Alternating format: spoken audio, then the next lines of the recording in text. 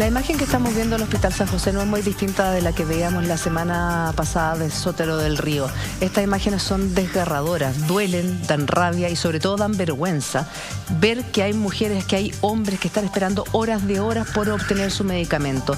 Cuando hablamos que la salud pública hace muchos años, pero muchos años, está en una fase terminal, hablamos de esto, de esta situación, de funcionarios y de pacientes que ya no dan más. Hablamos de un hospital, como es el caso del Hospital San José, que fue creado para atender 400.000 pacientes y hoy día atiende a más de 1 millón de pacientes. Entonces, no tiene insumos, no tiene remedios, no tiene los profesionales necesarios para atender a esa cantidad de gente y mucho menos tiene la infraestructura.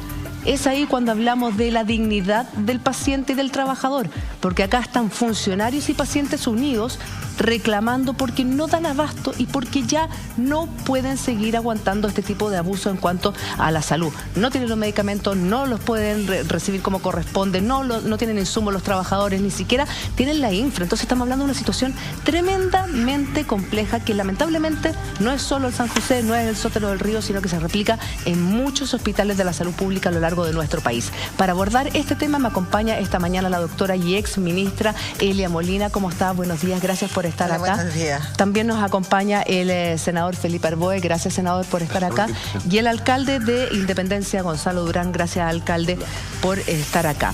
Veíamos esta situación y alguna gente puede creer que esto es a partir de las manifestaciones. No. Esto viene hace muchos años en el Hospital San José. Es más, en junio de este año los mismos funcionarios hicieron una manifestación en conjunto a los pacientes alegando que esto no es una cosa estacionaria, porque muchas autoridades pueden decir, no, esta situación es de invierno. No, esto viene hace años, invierno y verano en el Hospital San José. En esta manifestación que les contaba yo que se hizo hace un par de meses, los funcionarios declararon alerta sanitaria, porque ya las condiciones mínimas no se estaban cumpliendo en este hospital. A usted como doctora y como exministra, ¿qué le parece esta situación, Elia? Bueno, buenos días a todos y a todas. En primer lugar, quizás sea bueno contextualizar los problemas. Usted ha dicho cosas todas ciertas. El Hospital San José quedó chico hace mucho tiempo, por llamarlo de alguna manera. La población asignada que tiene en este momento son 700.000 habitantes, pero hay mucha población flotante. Y puede llegar en algunos momentos a alcanzar el 1.000.000. Mire, Chile en general el sistema de salud está en crisis. Está en crisis por varias razones. Una de las razones más fuertes, diría yo, tiene que ver con que Chile cambió en cuanto a su composición demográfica. Envejecimos en 30 años, aumentó la expectativa de vida casi a los 90. 110 según la AFP. 110 años según la AFP. Claro, bueno, ese es otro. Y por otro lado cambió las enfermedades que se producen. El sistema de salud chileno funcionó fantástico. Tenemos los mejores indicadores en todo el área materno-infantil. Cuando las enfermedades eran agudas, de corta duración, se mejoraba o se moría la gente. Hoy día la gente está enferma desde que se enferma hasta que se muere y mantenía con remedios, con fármacos de distinto tipo, terapia, kinesiología, distinta psicología para el área de salud mental. Entonces el sistema quedó absolutamente chico, no solamente en capacidad de oferta de camas o de consultorios, sino que también de especialistas. Ese es el marco, ya es un marco complejo que tensiona el sistema. Pero por otro lado, Chile es un país que tiene un gasto en salud que es más bajo que el básico que pide la Organización Mundial de la Salud, que dice que debería ser un 6% del PIB. Nosotros en el gasto público para la salud pública no pasamos el 4.6, 4.7 del PIB. Eso es para el 80% de la población que se atiende en el sistema público. El mismo porcentaje del PIB tiene el sistema privado que atiende al 17% de la población. Ahí puede decirse exactamente cuando se habla de una salud para ricos, otra salud para pobres. Entonces, hoy día la crisis del Hospital San José es una manifestación, es una multisintomatología de una enfermedad que ha venido alarmándose hace bastantes años. Durante el periodo de gobierno donde a mí me tocó participar, la prioridad del gobierno de la presidenta Bachelet fue educación, la reforma tributaria, la reforma laboral, y en salud se hicieron una serie de inversiones, por llamarlo de alguna manera. Se invirtió mucho en en infraestructura, se invirtió en medicamentos, se hizo un fondo especial de medicamentos para que no les falte, porque mire, la mayoría de las patologías están en el auge, por lo tanto los medicamentos no tendrían por qué ser gasto bolsillo de la gente, deberían ser otorgados por el auge directamente. Sí, lo que pasa es que cuando lo van a buscar los medicamentos, por hay eso, filas de 6 horas, incluso veíamos a por eso se creó este fondo de farmacia, que no sé si todavía está vigente, donde a todos los municipios, ¿no es cierto? ¿Usted se acuerda? Un fondo de farmacia para reforzar el presupuesto de los municipios para tener los medicamentos para todo el tiempo, porque no solamente es grave no dar el medicamento, sino que porque la gente tiene que ir de nuevo, sino que mucha gente abandona el tratamiento, porque dice ya es muy complicado, no tomo más. Cuando vemos gente, doctora, que va y se levanta a las 4 de la mañana para llegar a las 5 para poder tener un número, estoy poniendo un ejemplo que se demora 1 hora, o sea, caso insólito, porque en verdad se demoran 3 horas en llegar al hospital, y van un día, van un segundo día, esperan con 30 grados de temperatura y no tienen su medicamento. A mí no me tienes que convencer, porque por eso usted sabe perfectamente. Entonces, y he luchado toda mi vida porque la salud sea un derecho, porque la salud tenga más financiamiento. ¿Y qué pasa? ¿Dónde está la piedra de tope? ¿Dónde está el punto que dicen, no, si con 4.6 estamos al otro lado del PIB, o menos de eso? Bueno, primero hay que decir que los recursos son siempre escasos, que hay que estar permanentemente priorizando, despriorizando, pero por eso pienso yo que si en una constitución, que espero que tengamos una nueva constitución, se establezca que la salud es un derecho, porque no está establecida hoy día en la constitución como un derecho.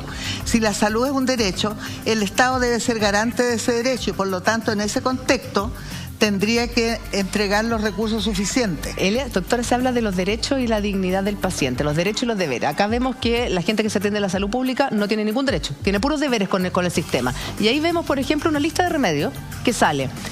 Furosemida no hay, tiamida no hay, salbutamol puff no hay, ibuprofeno puff no hay, no hay, y la lista sigue. Es son la misma lista de bajo costo. Exacto, estamos hablando de quimioterápicos, de jeringas de 10 cc, no hay jeringa. Bueno, entonces estamos hablando de una situación. Se ha producido además un recorte financiero durante estos últimos 2 años. Durante este gobierno, la verdad es que no entiendo las razones. Yo ahora soy decana de la Facultad de Ciencias Médicas de la Universidad de Santiago. Tengo estudiantes de medicina y de 8 carreras distribuidos en la mayoría de los hospitales de Santiago y por lo tanto conozco los problemas que están ocurriendo, pero no sé la génesis. Pero no hay jeringa. Si cuando dicen que no hay jeringa, pero había un recorte importante para la compra, para la contratación, y esto no es un tema solamente del Hospital Salvador o del Hospital de San José, sino que es un tema generalizado. Mira, senador. A ver, primero, gracias por la invitación. Primero, esto es un problema que se arrastra durante varios años. La crisis de la salud pública es una cuestión mucho más global, como planteaba Elia, pero aquí hemos tenido un agravante. Es que hace 3 meses atrás el ministro Jaime Mañalich tomó una decisión que es técnicamente correcta, que es decir, que se prohíbe a los hospitales endeudarse para comprar insumos. Técnicamente es correcta, pero el impacto social que ha generado esto, lo estamos viendo, ustedes lo mostraron.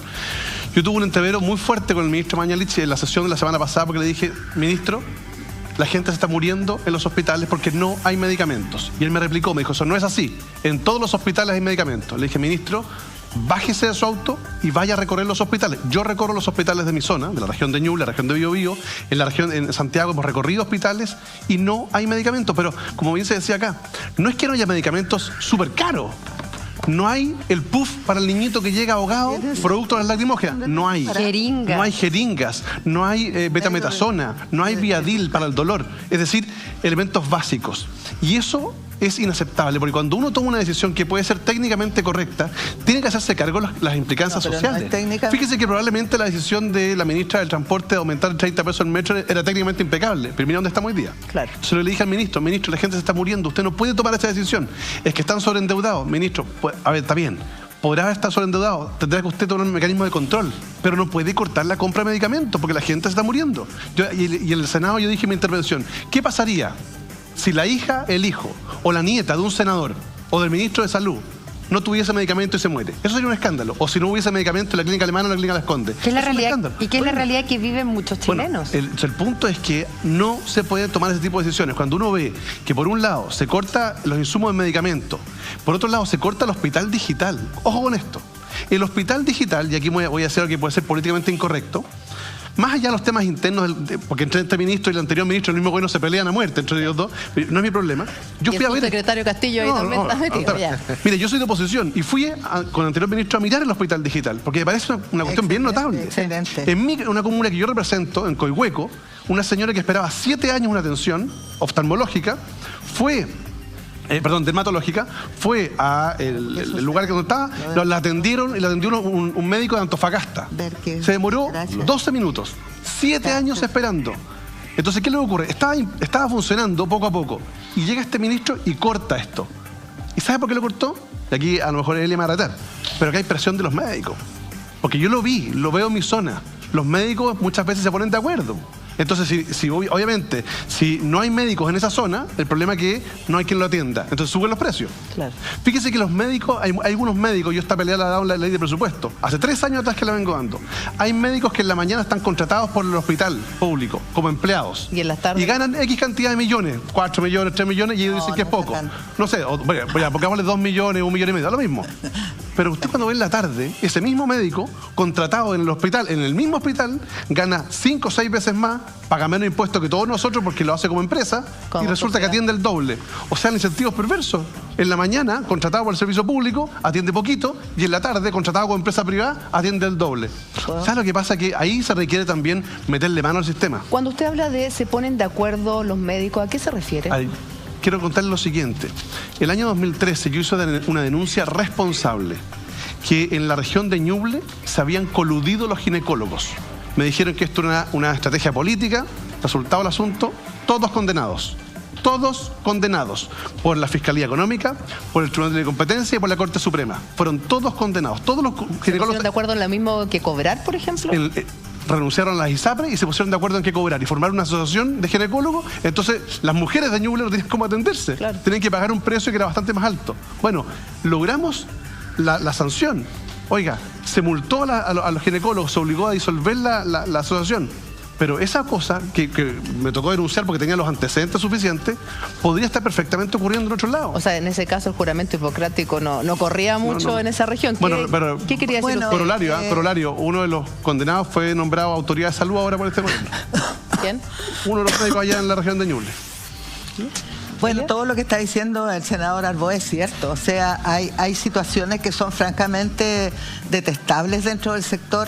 Tiene que ver con la falta de especialistas en las regiones, sobre todo, porque están la mayoría concentrados en la región metropolitana. Pero, por ejemplo, en el Hospital San José, para volver al foco, en el Hospital San José hay falta de especialistas también.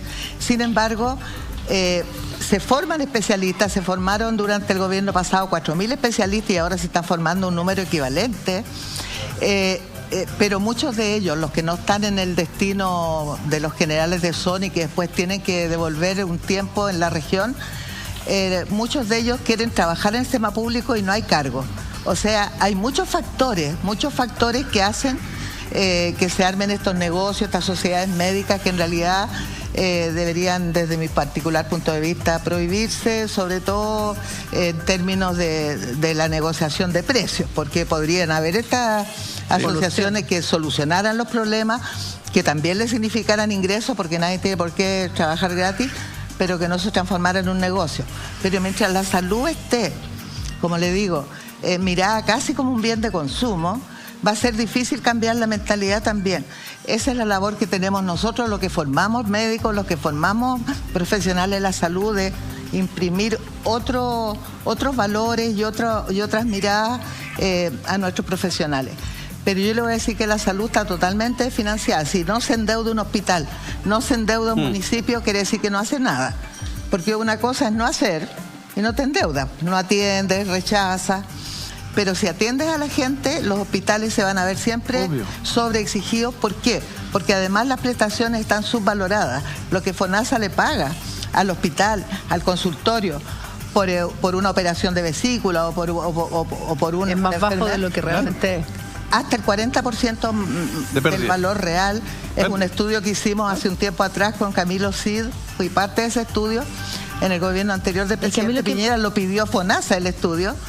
Pero desgraciadamente, como le digo, el tema del presupuesto Yo me acuerdo cuando fui a presentar el presupuesto de salud al Ministerio de Hacienda, pucha, la sectorialista de salud me miró como que yo fuera una loca perdida, porque llevaba un alza del presupuesto que era relativamente decente. Me lo bajaron. Igual debo agradecer al Congreso que me aprobaron el 14% en aquel momento. Pero este presupuesto de hoy día, cuando hay muchos más problemas, porque nosotros no tuvimos esta crisis porque se hicieron fondos específicos para las áreas más deficitarias,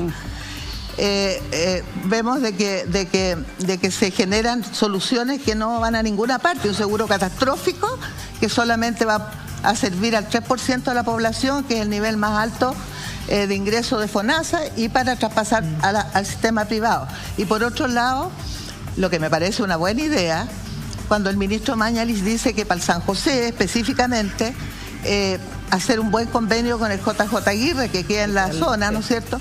Pero todos sabemos que el J. Aguirre es un hospital que es privado prácticamente, donde nunca hay cama, ni siquiera para los privados, que no va a solucionar de verdad el problema que es grueso.